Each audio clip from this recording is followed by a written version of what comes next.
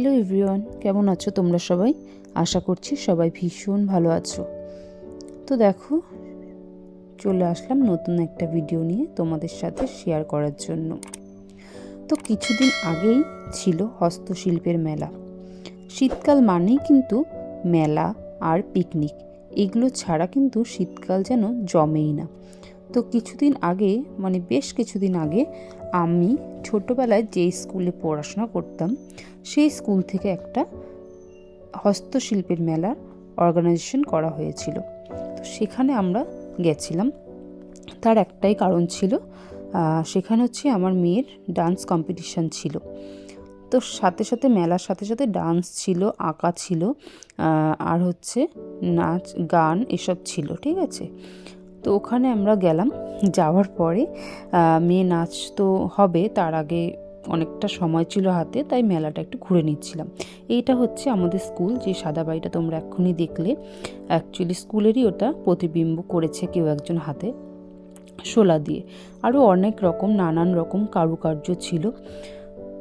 এই স্কুলের সাথে আমার সব থেকে, এটা আমার জীবনের সবার প্রথম ছোটোবেলাকার স্কুল, আর এর সাথে আমার অনেক অনেক অনেক স্মৃতি জড়িয়ে আছে। এখানকার স্কুলের স্যার ম্যাম, স্কুলের ফ্রেন্ড, যেহেতু আমার বাপের বাড়ি এবং শ্বশুর বাড়ি খুবই কাছাকাছি, তো সবাই মোটামুটি আশেপাশেরই লোকজন, অচেনা সেরকম কেউই নয়।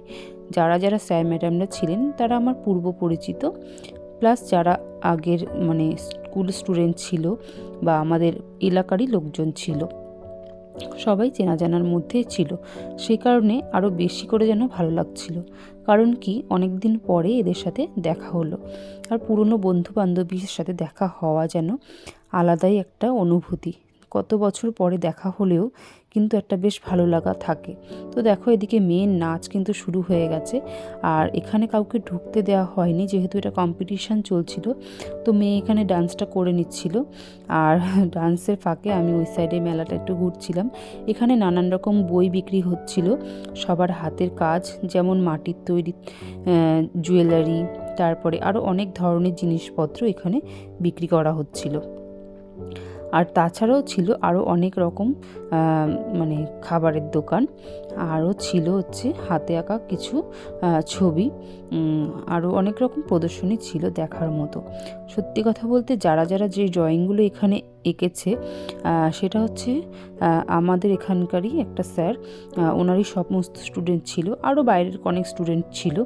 তো সত্যি বলতে ওই স্যারের যে স্টুডেন্টগুলো আছে, প্রত্যেকটা স্টুডেন্ট সত্যি অসাধারণ ড্রয়িং করে, বলার বাইরে। স্যারও সেইভাবে হাতে ধরেই শেখান, খুবই সুন্দর।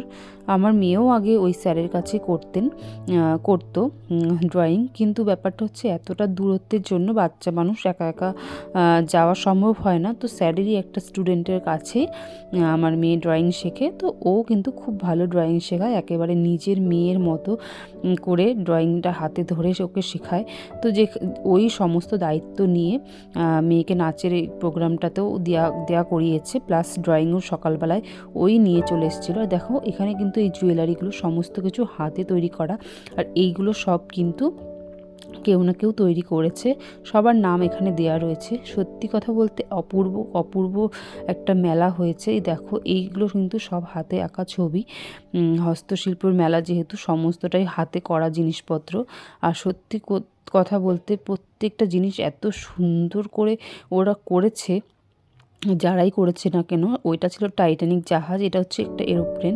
প্রত্যেকটা জিনিস, হাতে করা জিনিস এতটা সুন্দর, এতটা অমায়িক, মানে হাতে, মানে সামনে সামনে না দেখলে জানি না ছবিতে বা ভিডিওতে তোমরা কতটা কি বুঝতে পারছো।